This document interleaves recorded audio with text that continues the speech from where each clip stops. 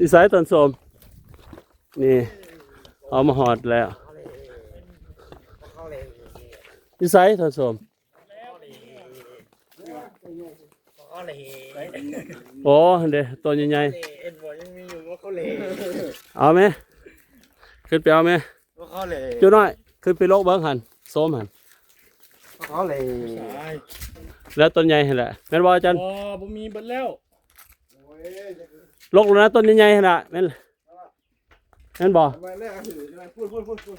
ขึ้นไปสิเพิ่น แล้วตัวมันดอกนะตัวมันใหญ่ เป็นสุ่มเท่าไหร่เอาละจับไว้สารวัน ๆ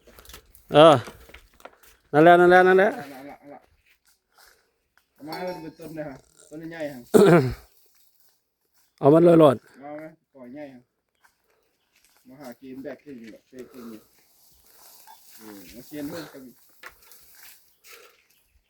สมอึมครึมพักกินนี่ยังหน่อยสั่งข้าวกินมือคล้ายเลย เราโซมเลยเนาะ เอาพอแล้วเท่านั้นแหละ เมื่อไปบ่อยน้องที่ให้ โอ้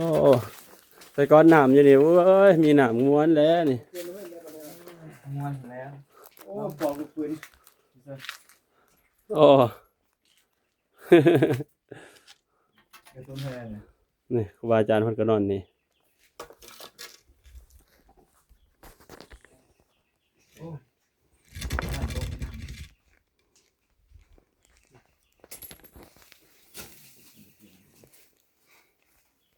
อ๋อโซมแม่นบอก แล้วเพิ่นว่าแม่นก็แม่นตัวฮะโดย เอาไปเลยเฮ็ดลบเอาแต่หัวบ่ได้มั้ยคือมันก็เต้นได้ปะ โซมนะกะปิยะ จะแล้วจะโลดไหม ใส่ ดูเอามัน กินได้เหรอ ต้นใหม่เฮ้ย เราจะหัวดูได้ ได้ สอดเลยลึกลับน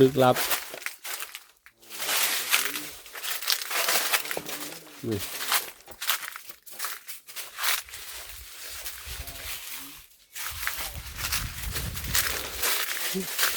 ที่การเฮาทิศเพิ่นมานอนทางแถวนี้แหล้วจะมาเฮาทิศแล้วนอนเบื้องนั้น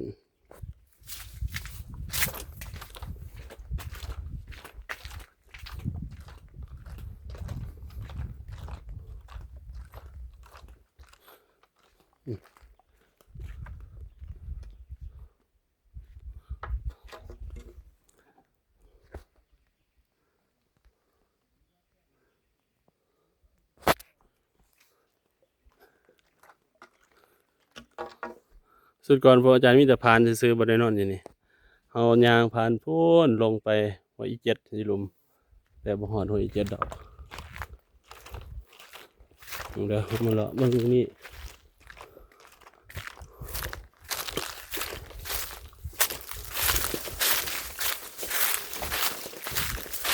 ทีมงานจะแน่ก็นอนอยู่เบื้องนี้นอนป่าเท่านี้ละ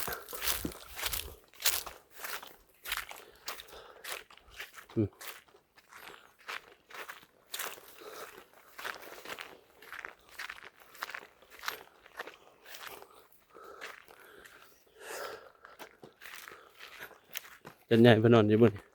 นี่ในป่ามันมาสุดก่อน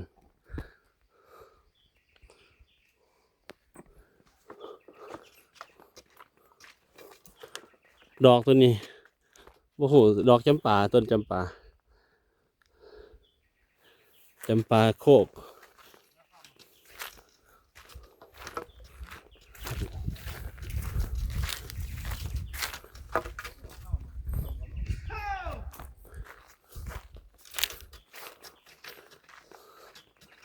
มาหอดรูปหมอกแต่ว่าแทงเขาจะฝากเบื้องนั้นนะต้นสะเม็กใหญ่กอสะเม็ก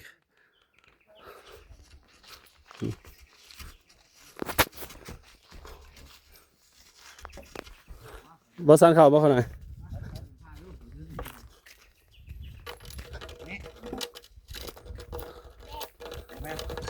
เราพาทำนี่สมควรเดี๋ยวครับน้อง สมควร โอ้ อยู่ไปริมมัดมัน เออ เอาผ้ามาก่อนเดี๋ยวคอยจะซับอันนี้ออกทีละหน่อยหัวก็ไว้ส่วนหัวหางก็ไว้ส่วนหางเนาะ นั่น โตก็น้อยที่กินเองเลย